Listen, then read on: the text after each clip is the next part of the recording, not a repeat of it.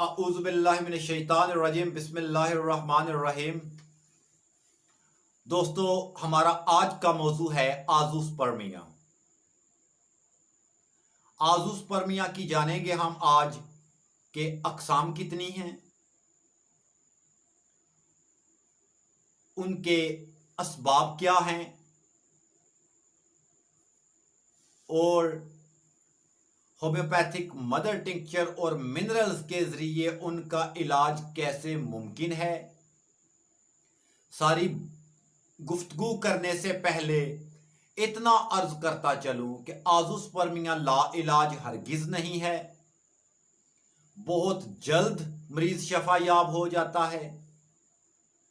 लेकिन स्टूडेंट हजरात से गुजारिश है कि इसका मुकम्मल तरीका इलाज को समझने के लिए वीडियो को पूरी तवज्जो और गहराई के साथ सुने ताकि बात ज़हन नशीन हो जाए। सिर्फ मेडिसन को याद कर लेने का नाम डॉक्टरी नहीं, बल्कि बॉडी के अंदर होने वाली तब्दीली को पहले जानना, उसके बाद उसके इलाज की तरफ आना। बात शुरू करता हूं आज़ूस्पर्मिया से। आज़ूस्पर्मिया क्या है दोस्तों? जब सीमन के अंदर स्पर्म काउंटिंग 0 हो तो उसे हम आज़ूस्पर्मिया का नाम देते हैं, यानी सीमन के अंदर नो स्पर्म काउंट। इसकी दो बड़ी अक़साम हैं या क्लासिफिकेशन हैं, यानी दो बड़ी क्लासों में हम इसको तकसीम करते हैं ताकि हमें समझने में आसानी हो और इलाज में भी आसानी हो। पहली किस्म ऑब्स्ट्रक्टिव आज़ूस्पर्मिया। ऑब्स्ट्रक्टिव आज़ूस्पर्मिया में इजैकुलेटरी डक्ट के अंदर ऑब्स्ट्रक्शन होती है, जिसकी वजह से स्पर्म पैदा तो होते हैं लेकिन सेमन के अंदर खारिज नहीं होते। नतीजतन इनफर्टिलिटी होती है, औलाद नहीं हो पाती। सीमन में भी 0 स्पर्म काउंट है। यह है ऑब्स्ट्रक्टिव आज़ूस्पर्मिया। दूसरी इसकी किस्म है बड़ी नॉन ऑब्स्ट्रक्टिव आज़ूस्पर्मिया। नॉन ऑब्स्ट्रक्टिव आज़ूस्पर्मिया में ब्लॉकेज नहीं होती, इजैकुलेटरी डक्ट जो है उसमें किसी किस्म की रुकावट नहीं होती, लेकिन फिर भी स्पर्म जो है वो उनकी जो है तादाद सीमन के अंदर वो 0 होती है। नॉन ऑब्स्ट्रक्टिव आज़ूस्पर्मिया को समझने के लिए हमें सबसे पहले यह जानना जरूरी है कि स्पर्म बॉडी में पैदा कैसे होता है, प्रोड्यूस कैसे होता है। यह कह देना तो आसान है कि बॉडी में स्पर्म नहीं है, सीमन में स्पर्म नहीं है, लेकिन अगर हमें इसकी इब्तदा का इल्म नहीं है तो हम ये नहीं कह सकते कि कहां पे फॉल्ट है और उसको कैसे दूर करें। दोस्तों, स्पर्म पैदा होने का अमल जो है उसको हम स्पर्माटोजेनेसिस के नाम से जानते हैं। स्पर्माटोजेनेसिस ऐसा अमल है जिसमें हमें मालूम होता है, जिसके मुतालिया से कि कहां से स्पर्म की इब्तदा हुई, कैसे कैसे किन किन कैफियत से गुजर कर वो एक स्पर्म बना। यह जानना इंतहाई जरूरी है।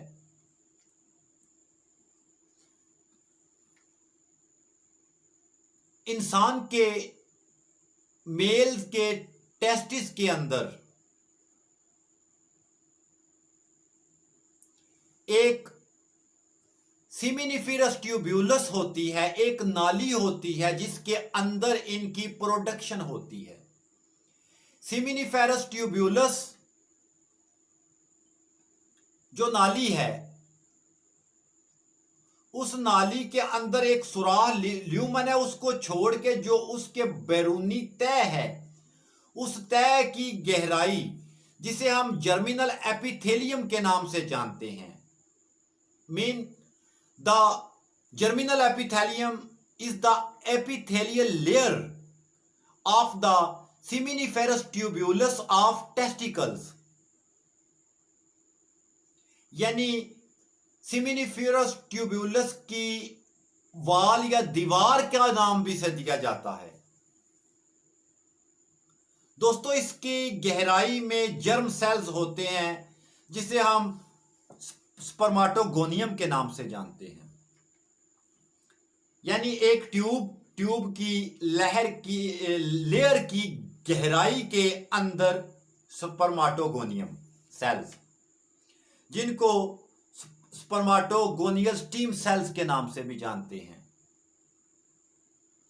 माइटोसिस के जरिए ये प्राइमरी स्पर्माटोसाइटस में तब्दील होते हैं। प्राइमरी स्पर्माटोसाइटस जो हैं वो बायोसिस के जरिए यानी एक से तकसीम होकर दो में हो जाते हैं, जिसको वो जो दो होते हैं ना, उनको हम सेकेंडरी स्पर्माटोसाइटस कहते हैं।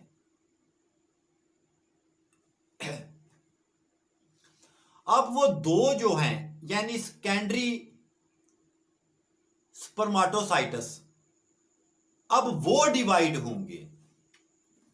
देखें, एक से स्पर्माटोगोनियम से प्राइमरी स्पर्माटोसाइटस, फिर वो डिवाइड हो के सेकेंडरी स्पर्माटोसाइटस यानी दो बन गए। अब वो जो दो हैं वो डिवाइड होंगे, हर एक से दो दो नए बनेंगे यानी चार हो जाएंगे, जिनको हम स्पर्माटाइड्स बोलेंगे। स्पर्माटाइड दोस्तों, स्पर्माटाइड यानी एक किस्म की ऐसी हालत है स्पर्म की जिसकी अभी टेल पैदा नहीं हुई। स्पर्माटाइड यानी एक से अब एक जर्म सेल से स्पर्माटोगोनियम से चार तक पहुंचे तो चार से आगे चार स्पर्म बनेंगे। मैच्योर स्पर्म, ये एक इसका प्रोसीजर था जो सेमिनिफेरस ट्यूबुलस में मुकम्मल हुआ, और अब ये जब ल्यूमन में आएगा, ल्यूमन से ये एपिडिडिमस में आएगा तो स्पर्म मैच्योर हो जाएगा।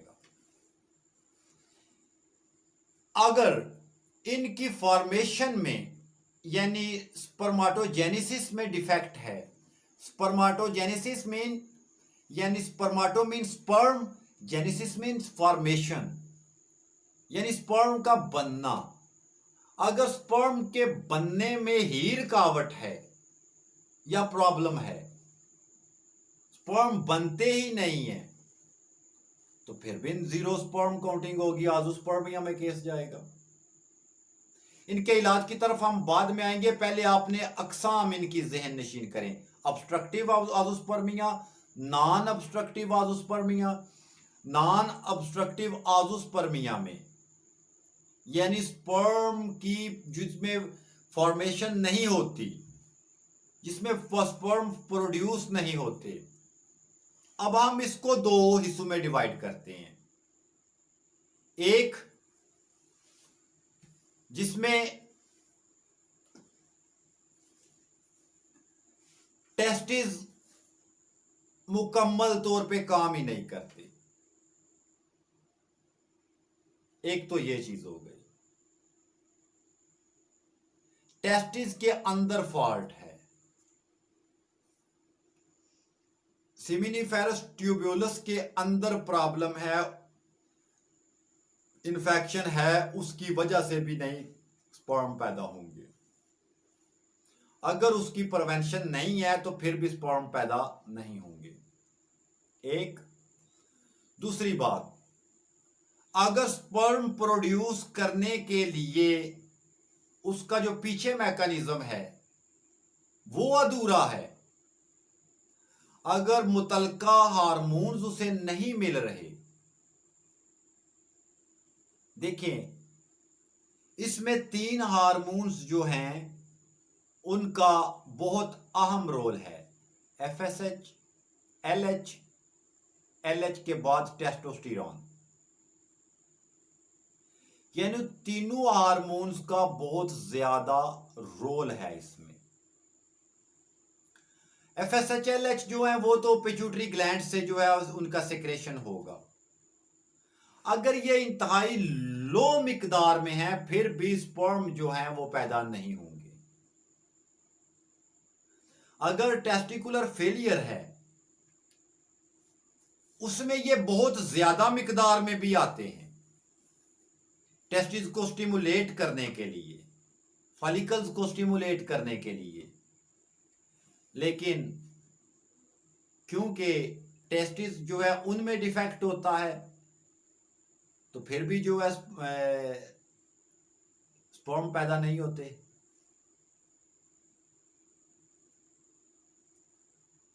अब हम इसके चंद काजिज जो हैं उनका एक सिरे से तरतीब से मुतालिया कर लेते हैं, क्योंकि एक होम्योपैथ हो या कोई किसी और शोबा है तिब से ताल्लुक रखता हो, जब तक काज ऑफ डिजीज को दूर ना करे उस वक्त तक डिजीज खत्म नहीं हो पाती। काजिज अनीमिया में भी बाजुकात स्पर्म जो है वो आने खत्म हो जाते हैं, लेकिन अनीमिया के केसेस ऐसा बहुत कम देखने में आता है। रिसर्च ये कहती है कि अनीमिया के अंदर भी स्पर्म जो है वो 0 हो जाते हैं, और रिसर्च ये भी कहती है कि बहुत ज्यादा अल्कोहल इस्तेमाल करने वाले लोगों के अंदर भी स्पर्म काउंटिंग जो है वो 0 तक आ जाती है। डियाबिटीज के पेशेंट के अंदर भी कमी होते होते होते आज़ोस्पर्मिया में केस आ जाता है। केमोथेरापी, केमोथेरापी बहुत ज्यादा असरअंदाज होती है, उसकी वजह से भी आज़ोस्पर्मिया का मरीज शिकार हो जाता है। हाइपोथैलेमिक, ये भी एक काज ऑफ डिजीज है। इन्फेक्टेड सीमेन, यानी सीमेन की इन्फेक्शन। दोस्तों सीमेन की इन्फेक्शन की वजह से भी स्पर्म आने खत्म हो जाते हैं, या जो होते हैं वो डेड हो जाते हैं, या बनने ही बंद हो जाते हैं इन्फेक्शन की वजह से। हार्मोनल प्रॉब्लम, अगर एफएसएच, एलएच, टेस्टोस्टेरोन लेवल इंतहाई लो हो गया है, नतीजतन स्पर्म काउंटिंग 0 हो जाएगी। Dysfunction of testis, testis failure, इसमें भी स्पर्म काउंटिंग 0 हो जाएगी। ऑब्स्ट्रक्शन इन इजैकुलेटरी डक्ट, के इजैकुलेटरी डक्ट का बंद हो जाना चोट लगने से भी बंद हो सकती है एक बार, क्योंकि ये पीछे हमने मुकम्मल इसका जिक्र नहीं किया बल्कि शॉर्ट जिक्र किया। चोट लगने से भी बंद हो जाती है, ऑब्स्ट्रक्शन हो जाती है। इन्फेक्शन की वजह से भी ऑब्स्ट्रक्शन हो जाती है, पस वगैरह के अंजमाद से। ब्लड, चोट लगने से ब्लड क्लॉट होने की वजह से भी ऑब्स्ट्रक्शन हो जाती है।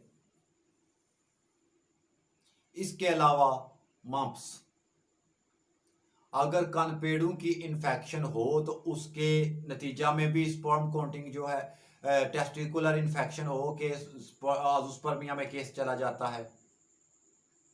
इसके अलावा एंटी स्पर्म एंटीबॉडीज का बॉडी के अंदर पैदा हो जाना,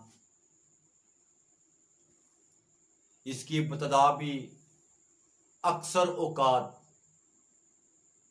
इन्फेक्शन से होती है। गनोरिया के बिगड़े हुए केसेस में भी स्पर्म काउंटिंग जो है 0 हो जाती है, आज़ोस्पर्मिया में चला जाता है केस। इसमें जब हमारे पास सीमेन एनालिसिस रिपोर्ट आती है तो सबसे पहले हम जब उसको देखते हैं तो हमें उसमें जीरो स्पर्म काउंट के अलावा उसमें इन्फेक्शन भी देखनी पड़ती है, पस सेल्स को देखना पड़ता है, उसमें आरबीसी तो नहीं आ रहे, यानी तमाम चीज़ों का मुशाहिदा करके फिर मरीज से काज ऑफ डिजीज अगर रहनुमाई की ज़रूरत है तो उससे दरियाफ्त किया जाएगा। अब हम आते हैं इसके इलाज की तरफ। दोस्तों, पहली बात करता चलूं मिनरल्स पे। जिंक एक ऐसा मिनरल है जो सेमिनिफेरस ट्यूब्यूलस की प्रिवेंशन करता है, इसका बचाव करता है, इसका दफा भी करता है, इसको बाहिफाजत भी रखता है जिंक, और स्पर्म काउंटिंग को भी बढ़ाता है। स्पर्म की प्रोडक्शन में इसका बहुत अहम रोल है। जिंक की कमी से भी आज़ोस्पर्मिया लाहक हो जाता है, पहली बात। दूसरी बात, अगर जिंक की कमी है तो इसमें जिंक मेटेलिकम हम जिंकम मेटेलिकम 3x में इस्तेमाल करेंगे। इससे अल्हम्दुलिल्लाह बहुत जल्द शफायाबी की तरफ कदम होगा।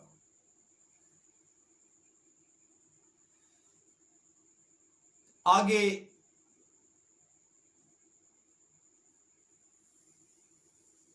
एस्पारेगस होम्योपैथिक मदर टिंक्चर। अगर हार्मोन्स जो हैं वो बहुत गिर गए हैं, एफएसएच लेवल कम है, एलएच लेवल कम है, टेस्टोस्टेरोन लेवल कम है, तो इनमें एस्पारेगस होम्योपैथिक मदर टिंक्चर एक ऐसी मदर टिंक्चर है जो इन तमाम हार्मोन्स को बॉडी के अंदर पैदा भी करवाती है, टेस्टिस को स्टिमुलेट भी करवाती है, स्पर्म की मिकदार को भी बढ़ाती है।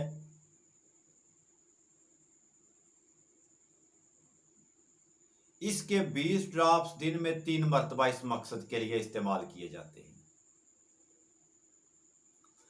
अगली मदर टिंक्चर अश्वागंधा। दोस्तों, अश्वागंधा होम्योपैथिक मदर टिंक्चर ये बहुत कमाल की मदर टिंक्चर है। ये टेस्टोस्टेरोन लेवल को बढ़ाने वाली है,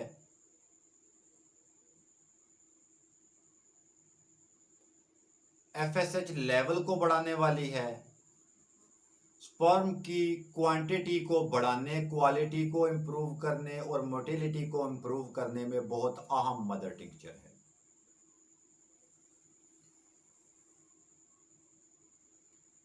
इसके अलावा tribulus homeopathic mother tincture. Tribulus homeopathic mother tincture DHEASO4 hormone को बढ़ाने वाली है। DHEASO4 हार्मोन को बढ़ाने वाली है, टेस्टोस्टेरोन को बढ़ाने वाली है, डिहाइड्रोटेस्टोस्टेरोन को कम करने वाली है। यानी अगर हार्मोनल प्रॉब्लम है तो ट्राइब्यूलस होम्योपैथिक मदर टिंक्चर बहुत अहम किरदार अदा करती है। इसके 20 ड्रॉप्स दिन में 3 मरतबा। यह सेमिनल इन्फेक्शन पे भी काम करती है। अगर सेमिनल इन्फेक्शन है तो सबसे पहले हमें इन्फेक्शन को कंट्रोल करना है। स्पर्म की जो फॉर्मेशन है वो बाद की बात है। Azadirachta homeopathic mother tincture infection को कंट्रोल करने और sarsaparilla homeopathic mother tincture infection को कंट्रोल करने में अपना सानी नहीं रखती। दोनों के 10-10 ड्रॉप्स दिन में 3 मरतबा इनकी डोज है इन्फेक्शन की हालत में। लेपिडियम होम्योपैथिक मदर टिंक्चर एक ऐसी मदर टिंक्चर है जिसके इस्तेमाल से स्पर्म काउंटिंग बढ़ जाती है। आज़ोस्पर्मिया में ये मोस्ट इफेक्टिव दुआ है। ट्राइब्यूलिस और अश्वागंधा हाईली इफेक्टिव हैं। इसी तरह क्रोकस स्टीवस होम्योपैथिक मदर टिंक्चर बहुत अहम मदर टिंक्चर है, हाईली इफेक्टिव है आजोस्पर्मिया में। 10 से 20 ड्रॉप्स इसकी डोज दिन में 3 मरतबा इस्तेमाल की जाती है। दोस्तों, कलकेरिया फ्लोर होम्योपैथिक ट्रिचुरेशन फॉर्म में बायोकेमिक साल्ट की सूरत में कलकेरिया फ्लोर 12x से ऊपर दिन में 3 मरतबा इस्तेमाल की जा सकती है अगर ऑब्स्ट्रक्शन है तो। Calcarea floor homeopathic biochemic tissue salt जो है उसके साथ सिलिशिया 30x में कलकेरिया फ्लोर का वर्क थोड़ा स्लो होता है। सिलिशिया 30x में इसके वर्क को दुगना कर देती है, यानी बहुत स्पीड इसकी तेज कर देती है, इसके असर की, इसकी तासीर को बढ़ा देती है सिलिशिया 30x। दोस्तों, बाज केसेस में आजोस्पर्मिया में सिलीनियम लेवल या जिंक लेवल डिस्टर्ब होता है। अगर जिंक लेवल या सिलीनियम लेवल लो है तो उसमें सबसे पहले सिलीनियम 3x इस्तेमाल की जाएगी या जिंक 3x में इस्तेमाल की जाएगी। मम्प्स की हालत में अगर टेस्टिकुलर इन्फेक्शन है तो सबसे पहले एक डोज पल्स की दें, फिर ट्राइब्यूलिस अश्वगंधा लेपिडियम मरीज की कैफियत के हिसाब से दिन में 3 मरतबा इस्तेमाल करवाएं। याद रखें, ट्राइब्यूलिस अश्वगंधा लेपिडियम ट्राइगोनीला क्रोकस स्टीवस, इनमें कोई मदर टिंक्चर ऐसी नहीं है जो दूसरी के मुतजाद हो, यानी इनको आप बैक वक्त भी मरीज की कैफियत के हिसाब से दे सकते हैं। एक मुआलिज की अव्वल तरजीह मरीज को शफायाब करना होता है।